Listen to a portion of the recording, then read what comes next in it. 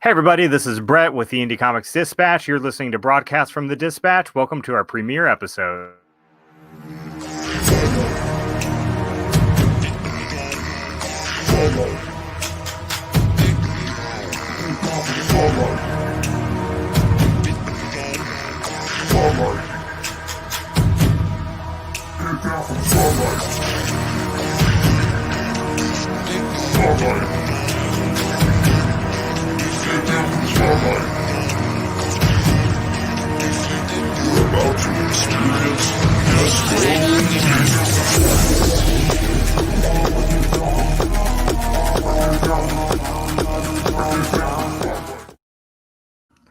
Hey everybody, again, welcome to Broadcast from the Dispatch. I'm Brett with the Indie Comics Dispatch, and I'm going to welcome to the stream now Tyr Jackson. Tyr, welcome. What's going on? Thank you. Glad to be here. Thank you for being here. And now for this show, Tyr is my co-host. He is not here as you're here as a creative, but you're more here as a co-host. Exactly. So tonight is our premiere episode, and first I want to, before we welcome our guests, I want to remind everybody that we have the very first Indie Comics Throwdown going on that is done by polling. And so we have a poll up at indiecomicsdispatch.com. You can go there, vote. This month's throwdown is between Caliburn from Wingless Comics, who Brian Lambert will join us in just a second, and The Convictor from Theros Creative Studios. You can again go to indiecomicsdispatch.com and vote for that whenever you want through the end of tonight, basically. Tyr, you got anything to add before we jump in? Nothing at all. Ready to get us started. Ready to talk to the guys about their awasomeness that they got coming. Looking forward to it. I'm so excited. I might have literally squealed when I got the email that they were doing this crossover. I know, because we were talking about it, like saying, it'd be kind of cool to do. Yeah, and then boom. Yep. So I want to start by welcoming Brian Lambert from Wingless Comics to the show. Brian, welcome.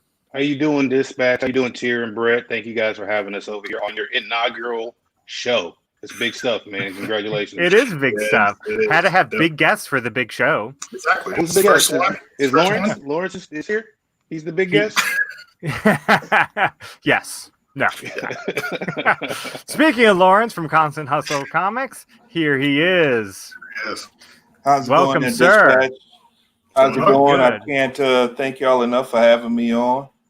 Really appreciate it for having us on. I'm sorry, I didn't mean to speak just for me. Having us on was really appreciated. No, bro, you carry me. We see how you wait. It's all good. Thank you for allowing me to come with you, Lawrence. I appreciate it.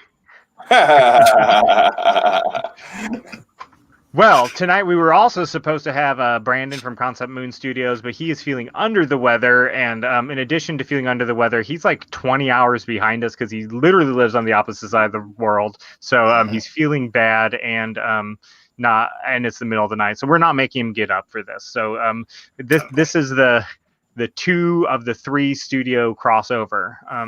And so I gotta say again, you guys didn't really breathe a word of this until in the middle of the Justice Kickstarter. And then I don't remember, Brian, Lawrence, you guys refresh me here, but I think it might have been when Justice made goal. Was that when you guys announced? If I remember it was correctly. either that or one of the stretch goals. And I think actually the first time we really talked about it was actually with you.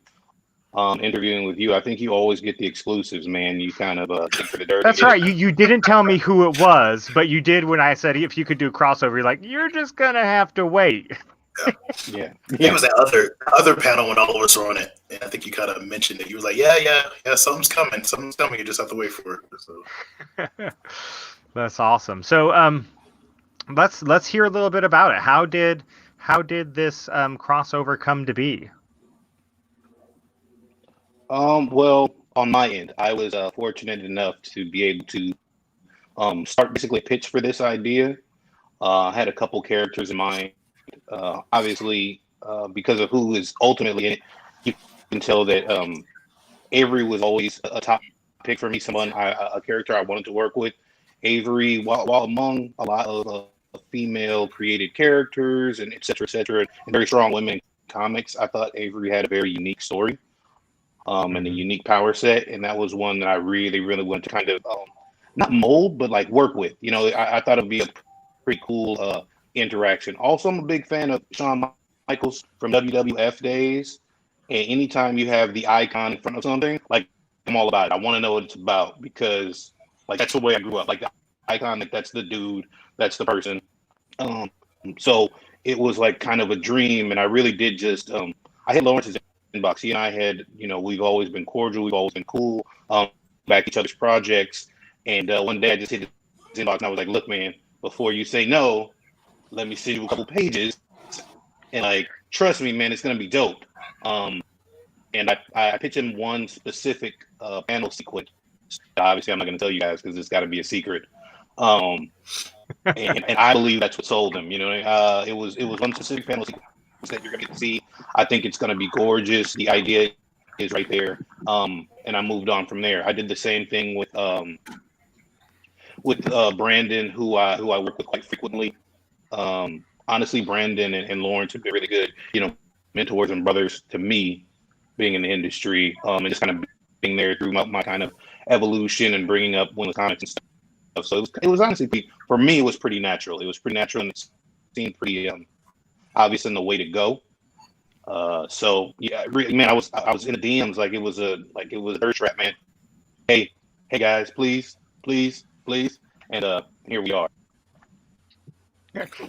Did he really beg like that, Lawrence? No, he didn't. He didn't have to beg. He didn't have to beg at all. Once he was like, "Hey, I want to have an idea for a crossover event," and like he said, we've always been more than cordial. We've always been able to talk to one another about what we think about the indie comic scope as a whole, and what we feel it's missing, and what we feel it, you know, how we feel we should be able to fill the gaps that are in there. So once he said he wanted to do a crossover, there really wasn't much for me to think about in it. Once he said he wanted to do it, I was pretty much down at that point anyway. It really didn't take much, not for me. Very cool. Very cool. So everyone, feel free to jump in whenever you want. Don't let me do all the talking. Of course. But I'm just thinking of questions. Let's hear. So we have 3 different distinct indie comic universes that are going on. Let's hear a little bit about what's going on in each of those universes. Let's start with pre-crossover. Kind of what's your what are your titles? What you got going on? Let's hear from Lawrence first about Constant Hustle. Constant Hustle has a few physical books out right now. And then we just finished the Kickstarter for SF3 for Zero Gravity for Charles Simpson, and then before that it was SF3 for Dwayne Welch. And I already had The Last Line and Avery the Astonishing and The Astronauts Chosen. So we are definitely moving forward. We're looking to I don't want to sound like I'm shooting. We're just looking to make great stories. That's pretty much it. We don't trying to be, you know, a household name or anything like that, because it is our opinion. If you tell good enough stories, that part is going to come within itself. So we're just looking to make great stories, and we're looking to work with people who are willing to make great stories and people who are actually willing to do the work. Everybody wants to write a comic. Everybody wants to write a novel. Everybody wants to make a movie, but not everybody wants to do the associated work that comes along with it. Very true.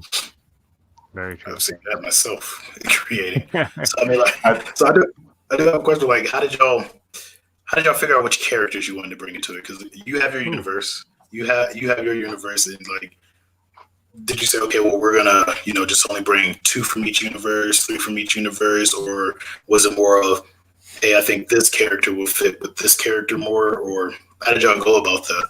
Like, especially coming from 2 different types of lore and stuff like that. So, well, Brian asked me directly about Avery coming in, and as we're finishing up the first book and we're all looking at pages and everything.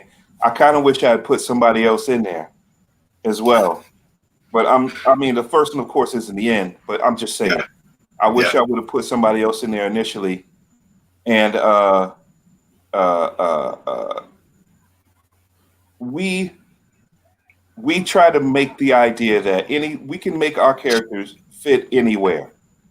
We can't all sit here and make comic books and say, well, this story just won't fit with that story. It just doesn't make any sense. You are making everything out of your mind. Don't tell me it can't make sense. You can make it make sense. It's just all in what you are willing to do that. To make it. As long as you don't compromise the characters that you came up with, you can make something work. Yeah. But to be honest, once he reached out to me and said he wanted to use Avery, we were honored more than anything. Yeah. More than anything, the fact that anybody wanted to, do anything with our characters, that's the first and foremost part for us. Brian, let's hear about a little bit what's going on in the Wingless Comics universe. You just more recently, feels like forever ago at this point, but had the Justice #1 Kickstarter. I see you teasing stuff from her that's coming along. So tell us a little bit about the Wingless Comics universe. So obviously, pre-crossover, 2 days from now, Justice #1, we had her mini, her zero.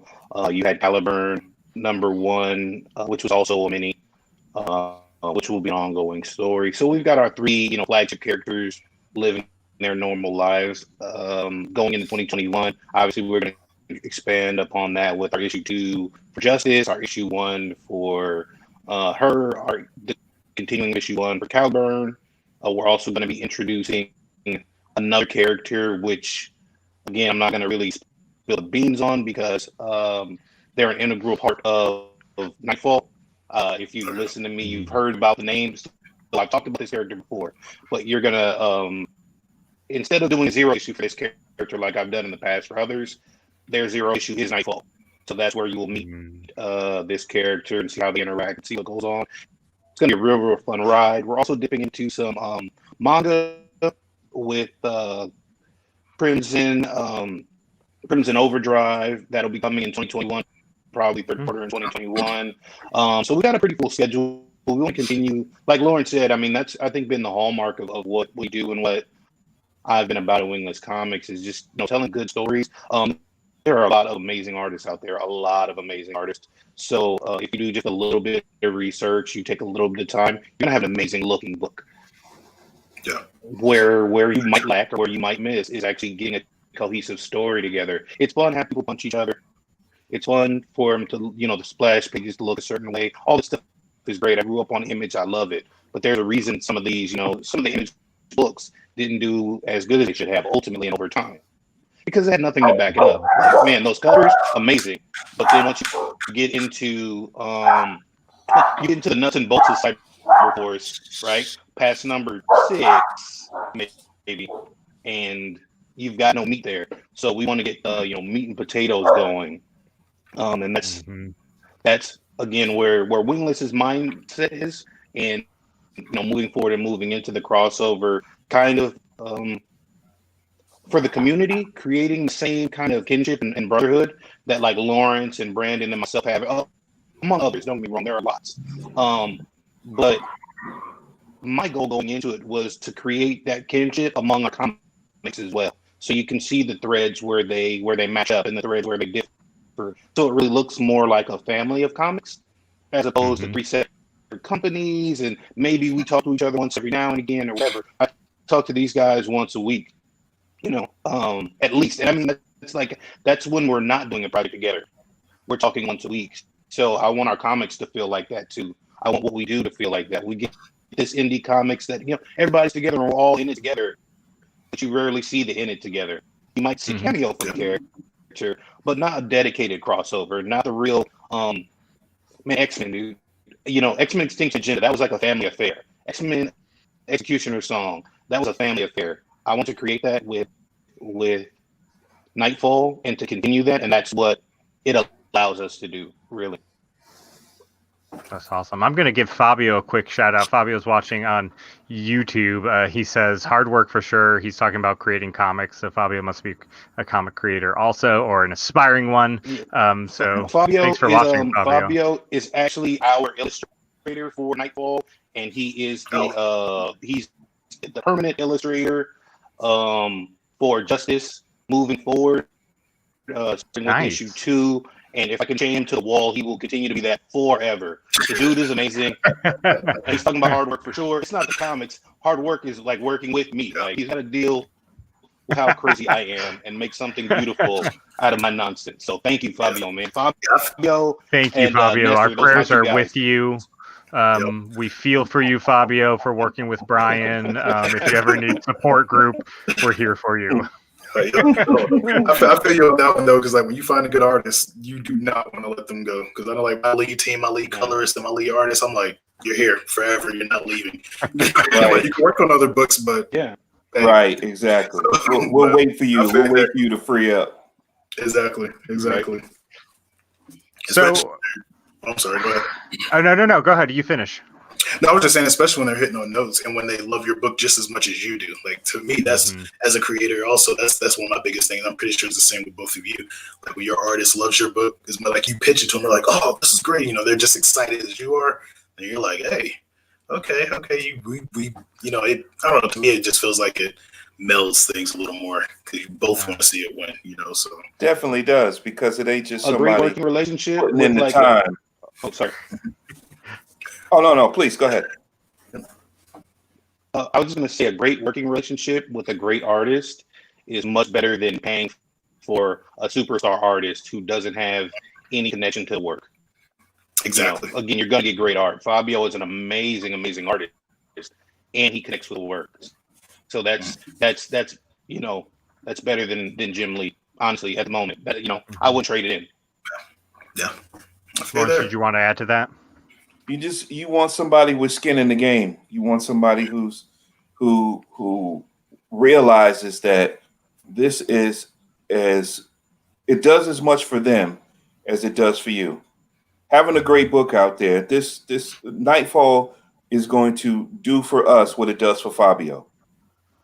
So Brian's really going to have to work hard on keeping him after when this comes out, because everybody's going to want to work with him after that. So that's the biggest point, is they have to have skin in the game. If they feel that they're just a hired gun, then you can replace. You know, you don't even know if they're going to make it to the next. If they even finish the first edition, which is not the case of Fabio. Fabio is a consummate professional, so we're all set there.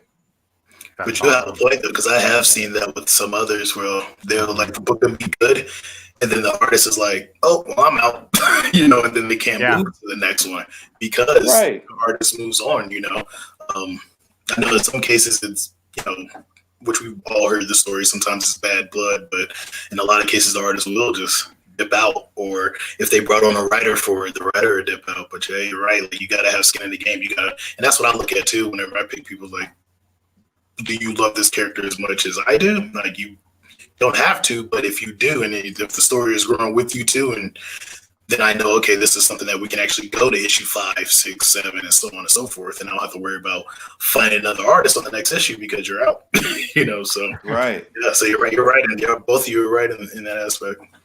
Fabio said, "My joy being on the journey, creating cool comics. Let's rock." I love it. I love it. So, which one of you wants to pinch hit for Brandon and tell us a little bit about the Concept Moon universe? I will admit that I am the least familiar with Concept Moon. For some reason, I haven't gotten any of their books yet, and I need to, like, immediately, because I was looking through my stash thinking, where's my Concept Moon? And I don't have any. I've seen their work, but that's it. Yeah. Okay. I have read books from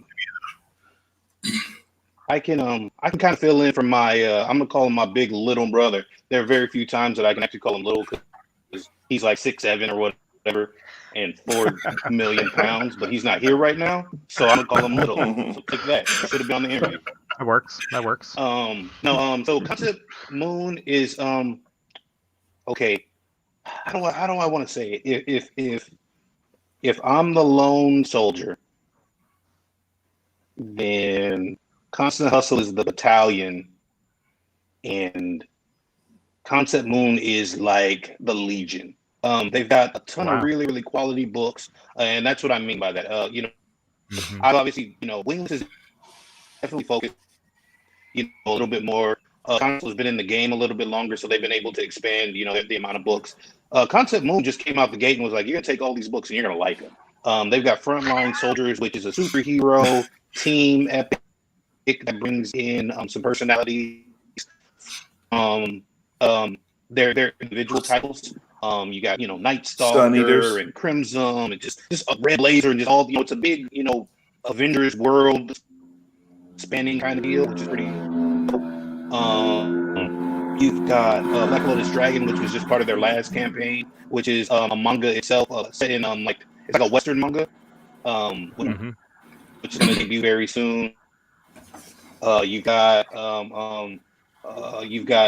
After Image, which is going to come out. Who else? You've got Sakari and Prime that just had minis in their last campaign that are going to obviously both be part of Nightfall. You've got God, there are just honestly there are so many books. You got Freefall, Gods in there. They got such diverse content. And basically a story for Sun Eaters, the Outlaws. Again, I keep coming up with new titles because they have titles for everyone and kind of everything, and it's great to see them coming from the ground floor and just building this pretty. When you talk about universes, right? We're all building universes. They're building this pretty massive universe all at once, and it's pretty interesting to see. And none of it looks the same. None of it looks the same. None of it borrows from one another or anything like that. It's all unique in its own. Every single book, every single thing is unique in its own. And he's right. They came out massive, where they have more books than we have already. And I know we've been in the game longer, and he has more books than we do.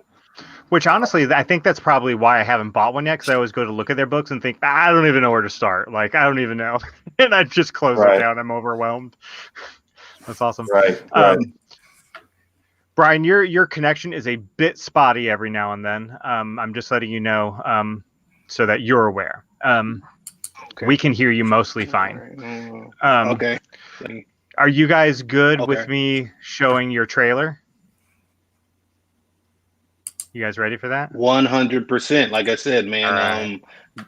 Dispatch always gets the exclusives, man. We try. Hey, we had the funnest Dispatch exclusive we ever got was that somebody was going to have a kid.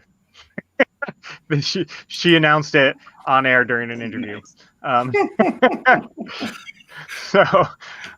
Valley, that one's for you. All right, guys, here is the Nightfall trailer going out there for the first time. Ready? As the skies darken over Las Sombras, Nightfall, a 5-part intercompany crossover. Sorry, Avery, the Icon.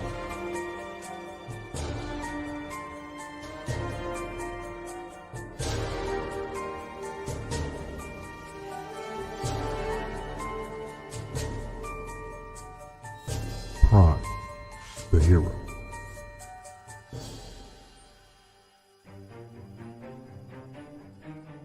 Sakari, the betrayer.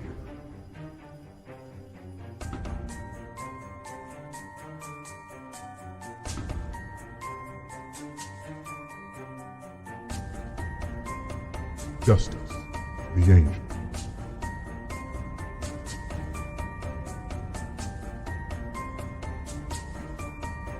Caliburn, the rogue.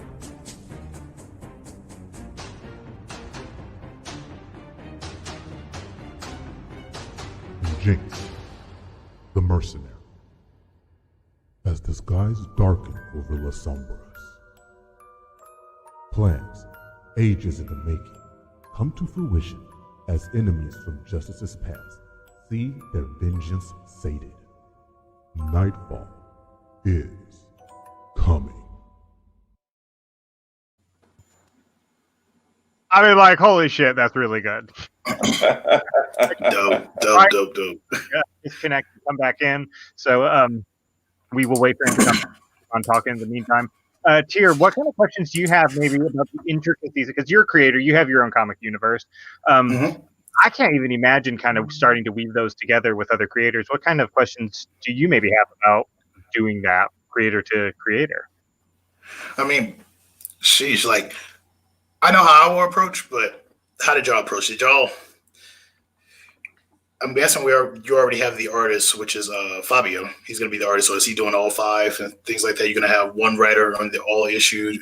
Are you all collaborating? And, like, okay, well, one person puts in more of a story, like in the next issue, like in issue 2, like, or is it just, the writer just has, I won't say free for all, but the writer just has like imaginary, just imaginary dominance. As long as they stay true to the character, they can write what they want. So are you allowing that? Like coming together as a group and say, hey, this is how issue 1 should be? Or is it just like, hey, you're the writer. As long as you stay true to my character, go for it. So I when I came in, issue 1 was pretty much set how it was going to go. So to give you another exclusive, I was going to ask Brian if I could be the heavy on number 3, because I wasn't sure how number 2 was going to go. So I figured I came in not late in the process, but a little later in the story. The story was already done, and I was going to ask to be if I could be the head writer for number 3, and the way I look at it, and I'm sure the way we all look at it is the same. We know each other. We know how to ask each other about the characters. When I came on board, Brian and I were going back and forth about Avery and what would Avery do in this situation? What would Avery do in that situation? And, how could we do this? How could we do that? And once again, it was never an issue where, no, that would never happen. You can't write it like that. It was always, all right, well, if Avery wouldn't react a certain way, then change the situation to where there's only one way that Avery can react to it and makes it best for the story. Brian, I will admit, is great at that. I am getting there. That's why I said maybe number 3 would be best for me, because I'm not at that point yet. But the focus is to get there. So by number 3, I'll be able to do that. But I give those guys all the credit in the world. They have there's never been a sense where we have come together on a subject or come with a part of the story that somebody hasn't reached out to the other one about or said, hey, what about this? What about that? It's all Brian said it to me the other day. He had a phrase for it. It's all a council effort. That's what it was. Okay. It's all a council effort. If you want to do something, then we bring it to a council, we figure it out, and then we go from there. That's the way I look at it.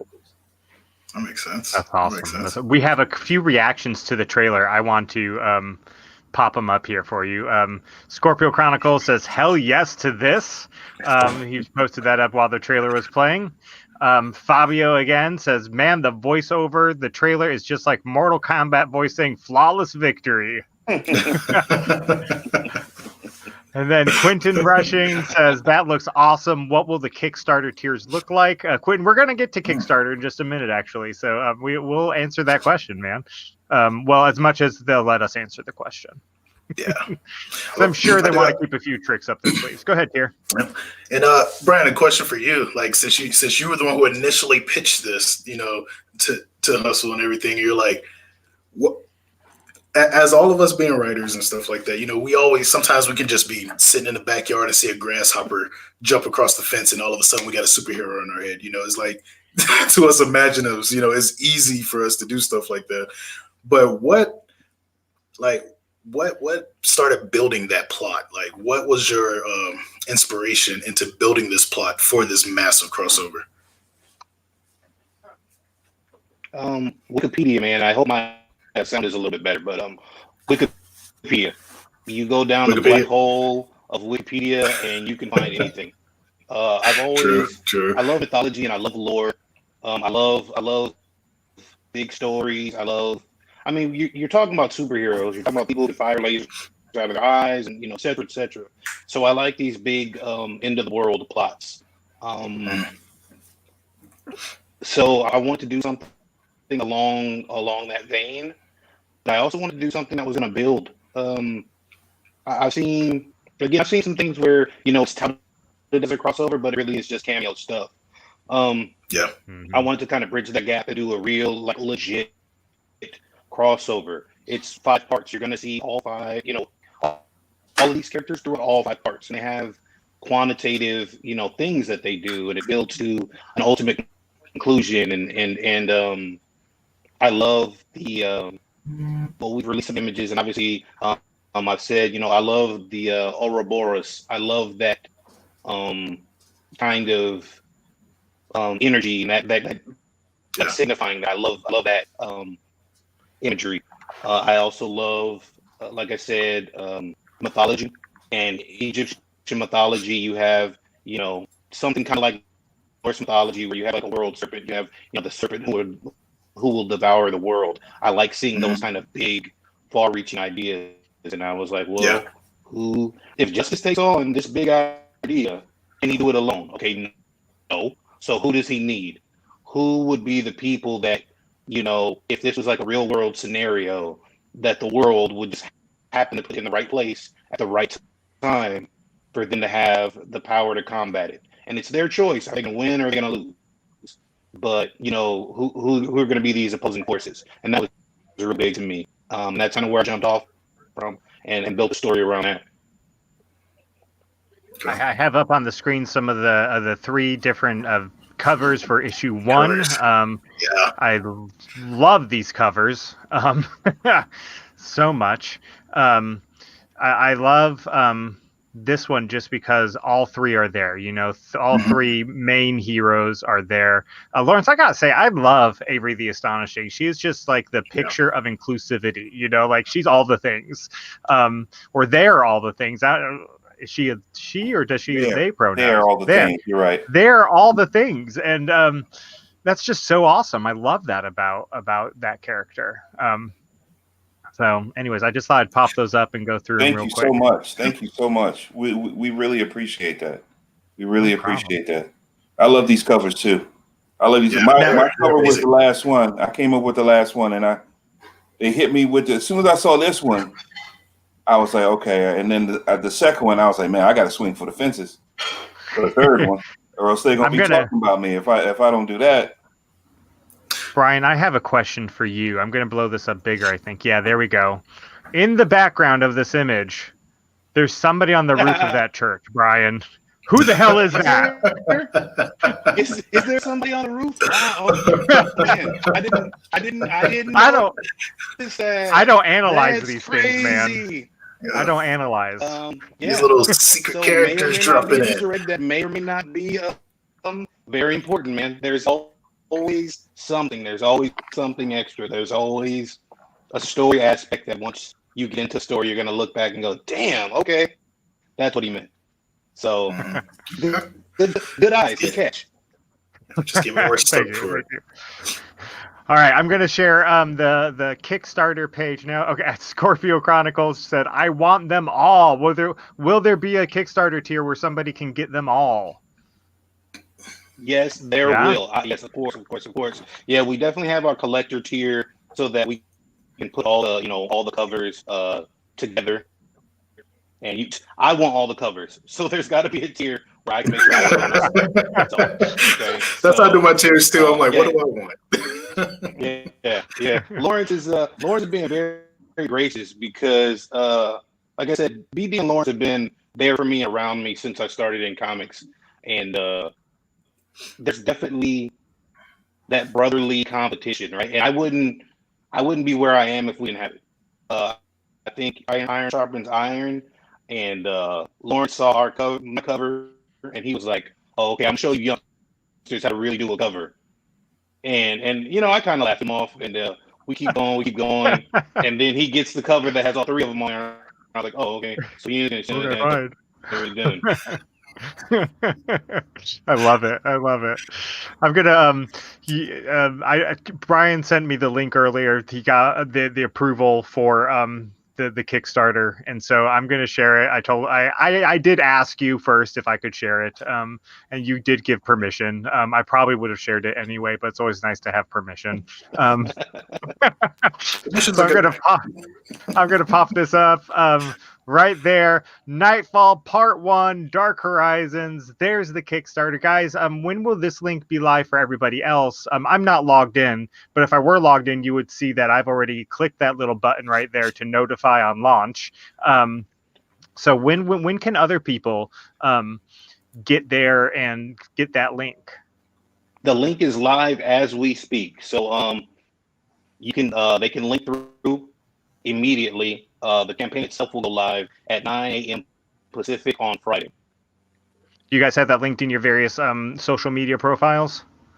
You know what? I gave you the link right before we got on because I just got the Kickstarter approval, so I didn't get a chance to yet. But it will be, after we get done with this interview, I'm going to throw it up, and it'll be all in our next posts and leading into Very tomorrow. Cool. Yep. Very cool. So let's talk Kickstarters then. What tell us? This seems like it has to be a massive Kickstarter. So this Kickstarter is for all 5 issues? No, so this Kickstarter is issue 1. So okay, this one's just issue 1. Okay. Yeah, this is just issue 1, but it's chock full of tiers and prizes and everything. So one of the big standouts is 133 art. We do have a 133 art number 1s tier. They're a great publishing company and printing company. They do a multitude of things, and they've been really good to us. Very good mentors, very good businessmen, business people over there. Jason and Kimmy and everybody. So you can get their number 1s. You can get Shanga. You can get Retcon, and you can get the Crossing number 1, I believe, with their tier. Obviously, there's a Constant Hustle, bundle, for lack of better words, where you can get some exclusive Constant Hustle merch. There's a Concept Moon, collector pack where you can get all of their books, all bundled in one. On the higher level, the Justice Funko Pop and the action figure are back, each for purchase in a higher tier. We've got t-shirts galore. We've got the books themselves. We really wanted to give some great stuff, but also focus in on what we do, right? So focusing in on, hey man, the point of this is getting this book and getting the series started, because I promise you guys. So I just like the other creator, I get my work back from the artist, I get my work back from the colorist, I get my work back from the letterer, and I geek out about it. I love it. Obviously you want it. This book is on a completely different level of getting the art back and just being blown away myself. I wanted to release it since the pencil stage, but I can't. I have to wait. But it was that good and that refined and that ready to go. And so, like I said, we wanted to focus in on getting you guys the book so that we can get to the next book, because this event will run through 2021.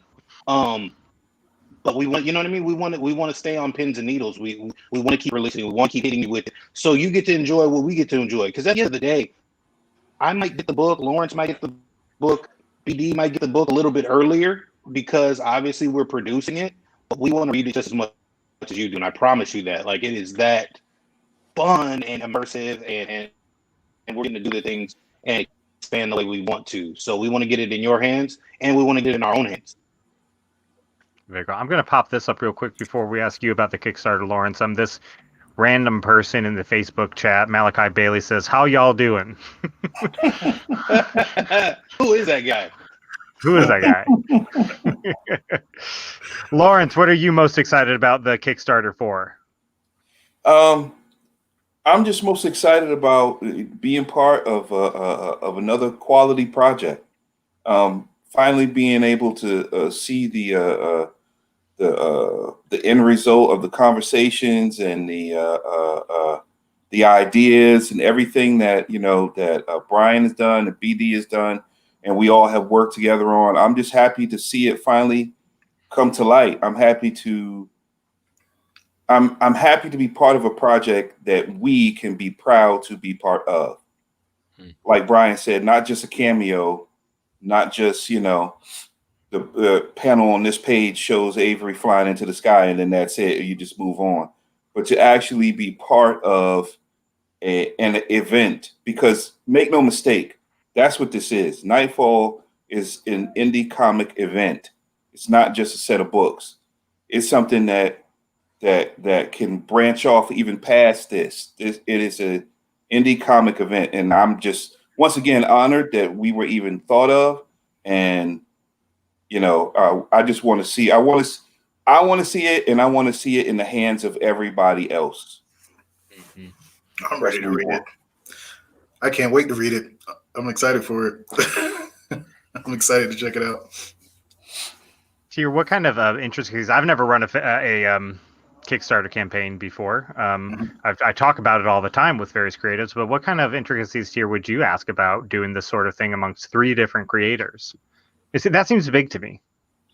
Yeah, I mean, the bigger part, I guess, would be the distribution, but I'm pretty sure they figured it. Because I know I've seen Brian has done a lot of Kickstarters. I know I've seen Kickstarters from Costa Hustle, so I'm pretty sure I know y'all got that distribution part down. That's the part that I don't know everyone else, but for me, that's always the part that's the scariest. Not, like the one that always makes me unnerving is not even really not making gold, but like once you're there, it's like, all right, now it's time to start ordering stuff. It's time to start shipping stuff. That part is always, to me, it's always a little nerve wracking more than anything. So, like, how do y'all plan on doing it? Especially being in 3 different locations? I'm guessing, are both y'all in the same city and it's just one away, or are y'all in 3 different cities? Or yeah. So how would y'all go about that? Like, we are literally in the 3 separate parts of the world. Oh man. Brian and I are on 2 separate coasts of the United States, and BD is all the way over in another country. So we couldn't get any further apart. Yeah. As far as the distribution or all the particulars on that, we spoke about that before, but Brian is at the business level that I hope to be at someday. So this whole thing is, as much as it is a great experience to be involved in, it's also a learning experience for myself for parts that I am not at the level that I need to be at yet. So it benefits me as well. But that's one of the things that we as Constant Hustle Comics have to work on. Is our pregame is amazing. And during the campaign, we're all over the place. It's the post that kind of kicks us in the gut every once in a while, and we have to regroup. We never stop. We always keep going. But you're right. It's the post stuff that'll get you, because it's like trying to juggle 8 eggs in the air at the same time. You got to make sure this is this. I was just having a conversation with Brian the other day, and he was talking about figurines, and he was like, "Well, if you planned on doing that, bro, you like 2 months behind already." Yeah.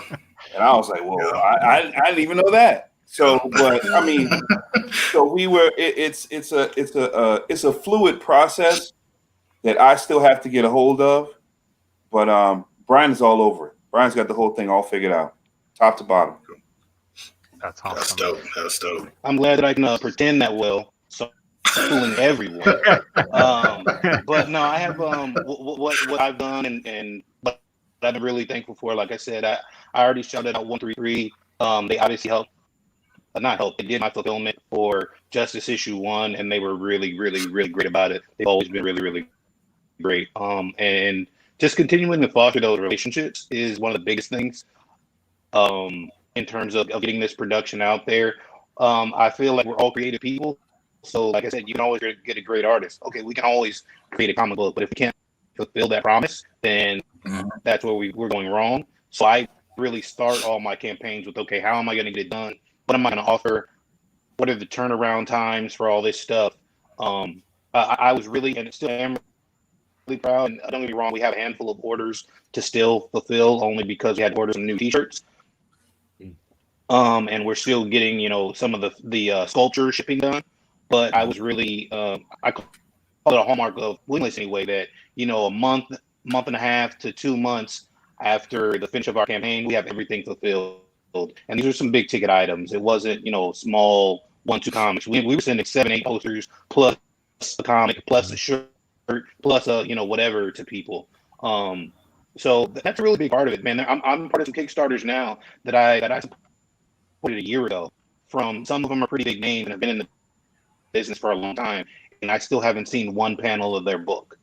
So that's something that we never want to do. We always have our merchandising and distribution set. You have to have that stuff set before you go to market. Otherwise, you are left in the lurch. So like I said, 1-3 Art is our fulfillment. That's what we use for fulfillment. They're amazing. Jason and them, like I said, they got it really dialed in. Anything that they need, they call me out. It's a very, very fluid process.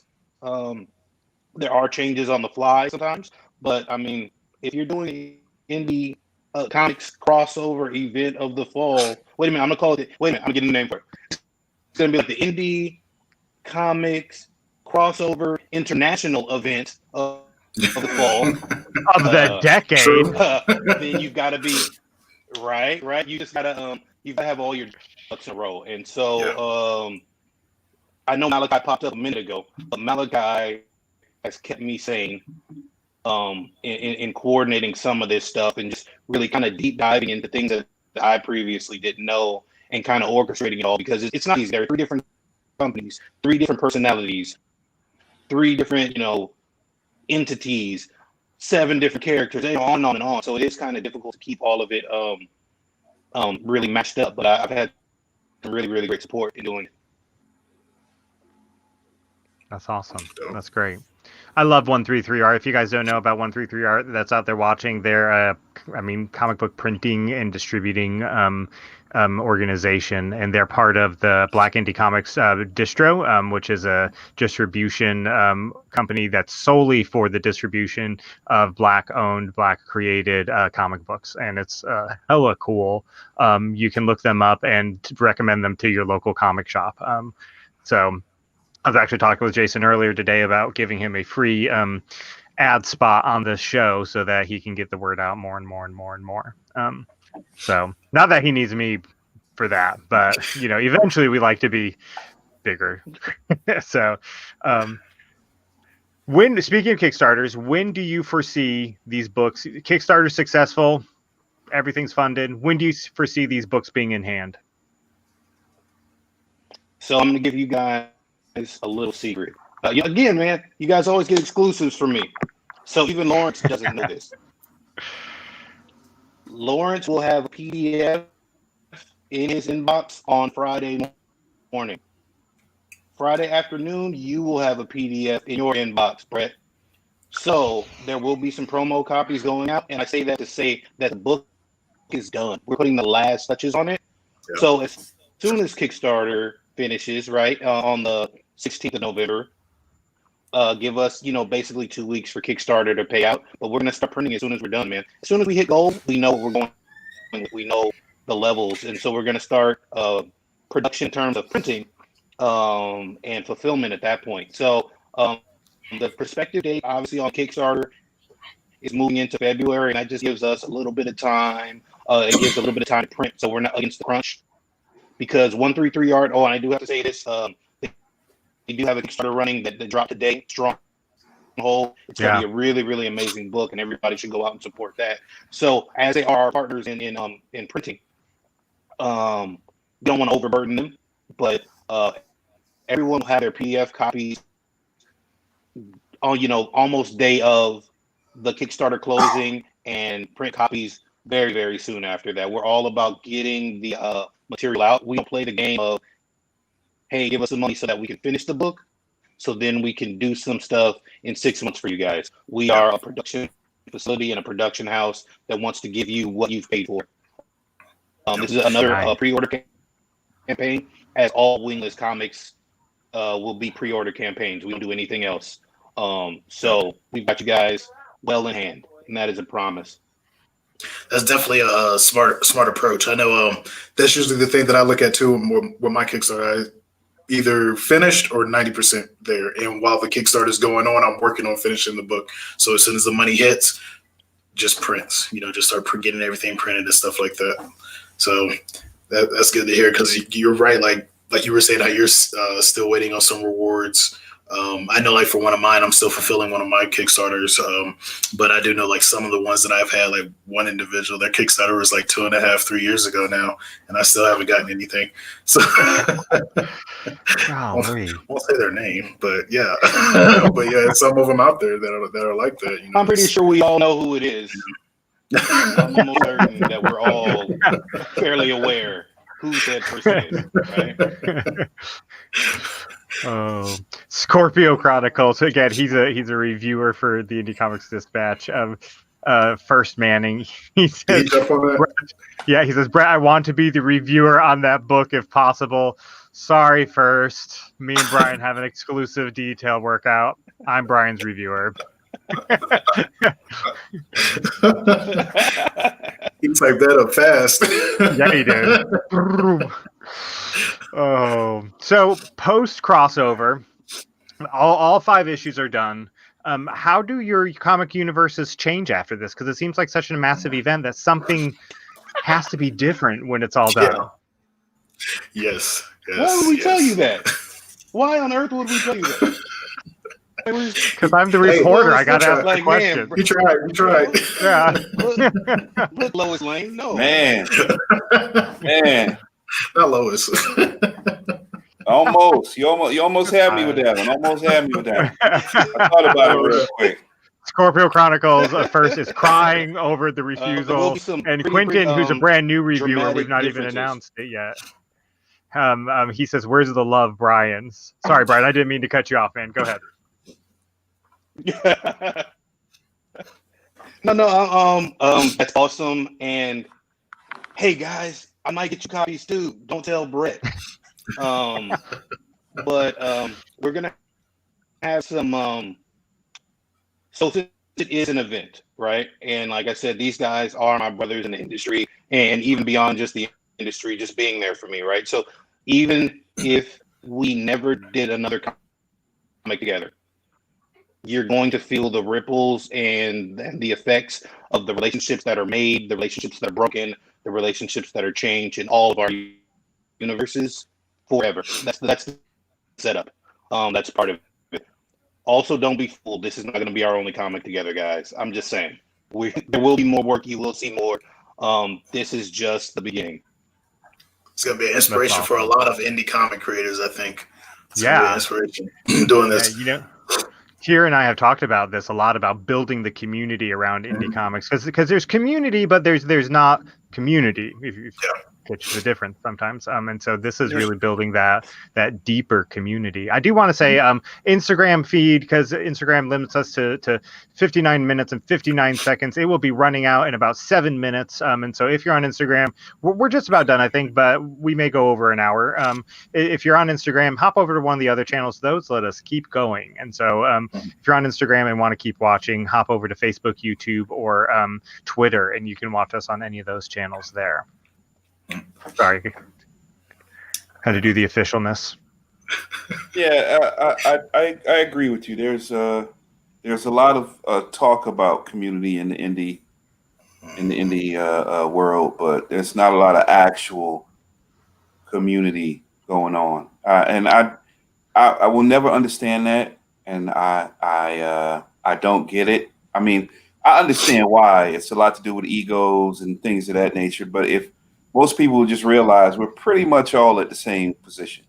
We're pretty much all in the same, on the same block. When we go to a Comic-Con, nobody's up on another tier, and then the rest of us are down here and another. Everybody's on the same level. So, but those people like that, I'm too old to even give them any headspace right there. I deal with people I know I'll be fine dealing with. I don't have time. A wise person recently called me on the phone and said there's so much smoke blowing up each other's asses in the indie comic world. I don't know who that person was. I won't name them on air, but yeah. I just got to point out, I rarely get compliments from in the comments section. Malachi said Brett is smoother than butter, so I'm calling that out right now. That was because you were trying to, slide across the end of the crossover, trying to figure out. Right. Can't do That's that. why Brian won't let Malachi on with just me. Now, I could hear Malachi's voice going, "Oh, he tried it. He tried it." Yeah, but yeah, like you were saying, I know I've dealt with it in the indie world. Like I've been working. Like I first started coming into the indie world like around between 2010 and 2013 is when I started getting serious with everything. And like you'll go out to people and you'll see somebody do something like, "Oh, where do you get your books printed?" No answer. How do you find artists? No answer. Like stuff like that. And that's why even for me, like I think both of you follow my page on Instagram, Sovereign Comics. But every time I see something, like if someone's doing something, I share it. And I had one person, why do you share other people's stuff so much? Why not? Like, like why not? Like, because if the people that are following me and they love my comics, maybe they're gonna see, something from Wingless and be like, oh, that's dope. Let me go check that out. I haven't heard from them. I haven't heard of them. Or something from Constant Hustle and say, oh, that's dope. Let me go check that out. Like, it doesn't help. It doesn't hurt to help, each other. And that's why I'm always sharing stuff. And like when people ask me questions, I'm always giving their information. Because I know when I first started out, I had people like intentionally giving me the wrong answer to stuff, or not even answering, all sorts of craziness and stuff like that. So yeah, you're right. It's weird because like so many indie creators like, oh, it's an indie community, but it's like, right? Is it? Because the community helps. Right. What I think we forget sometimes, is it is a community, but it's also business. I had an experience before I really, really got into comics. Brandon Easton, who was an amazing writer. I had a friend who was like, "Oh, reach out to him and see if he, if he's still doing mentoring and blah blah blah blah blah." So basically, I kind of cold called him. I am him. Hey man, this is my buddy. He told me to go your way and see if you're still doing mentoring. Brandon shut me down, but he shut me down in the best way possible. He wasn't rude. He wasn't mean. He's just hey, I moved on from that. I have so many projects at XYZ, and it made all the sense in the world. At the time, it really, really hurt. But I'm at a place now where I'm not saying that my name is mentioned in the same circle as Brandon Easton at all, right? But we're friends on Facebook. We interact with each other. We know some of the same creators. We're doing some, in the smallest sense, some of the same things now. And I had to earn that spot. Sometimes we get into indie comics, and we think just because we're all in indie comics, somebody should give you a handout. Oh, hey, somebody will see a post, right, with Fabio's done this amazing art, Nestor's done this amazing thing, and we have it there, and then they're like, oh, who's your artist? I've never talked to you before, ever. And the first thing you ask me is, who's your artist?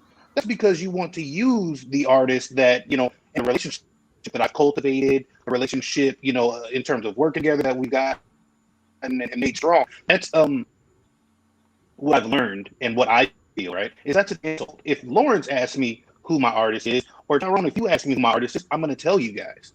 We've interacted, we've talked. Because you guys are in community already. So it's a little bit easier. Yeah, exactly. A lot of times, someone or people will get into the indie community just to be big or just to do what they want to do, and then call community, but never be about the community in the reverse. They just say it so that it's like, oh, community, yes, indie community, just so they can use that as opposed to like actually living it. And for me, again, I can't affect everything, but in terms of creating some strong bonds between people, that's what I wanted to do with our three companies. I wanted to create that brotherhood so that, hey, you may never know if you see another cameo of Avery or of SF3 or somebody in a Wingless comic.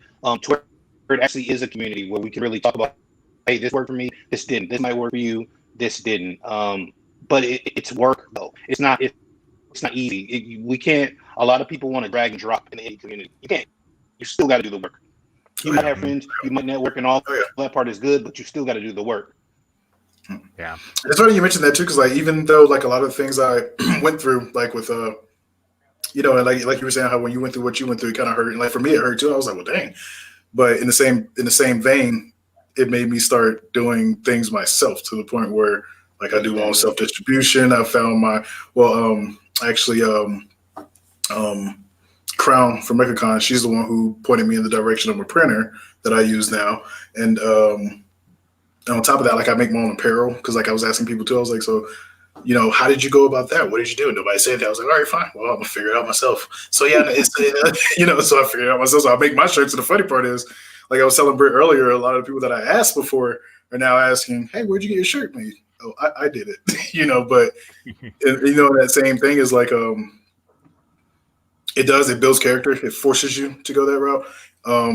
So I can get that. I can get that where some people were. I think the things that bothered me the most though was the incorrect information. Right. like the purposeful, you know, like interference. Like, yeah, this is what I did, and it's like, okay, that's not right. You know, that's the. I would rather you not say something than right. You know, so.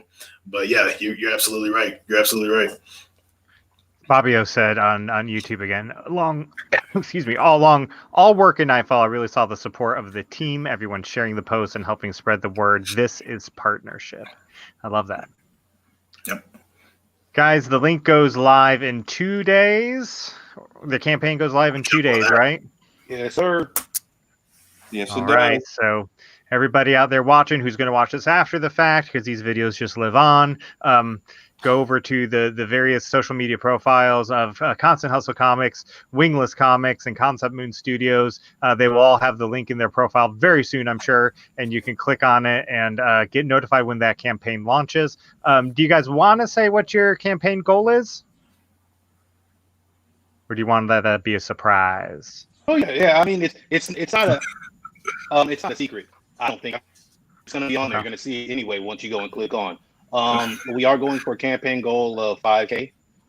Again, it covers production of issue 2, and it covers what's the other thing I'm trying to talk about? Fulfillment. So we're all about perpetually making content. So as long as we cover fulfillment, which is for you guys, and as long as we cover production on the next issue, again, which is for you guys, we're all good. That's what we're going for. We know that we have a great support system and some support teams, and I have no doubt that we're going to out of that. Yeah. I want to see that funded day one. I don't know if we can do that, but that'd be amazing to see that funded day one from fans of all 3 studios. Let's make it happen, guys. Yeah. I think it will. It's gonna be dope. I've been seeing a lot of people, other people like sharing. Just been seeing it everywhere. Like, man, I'm ready for this. Yeah. Another thing I want to say too.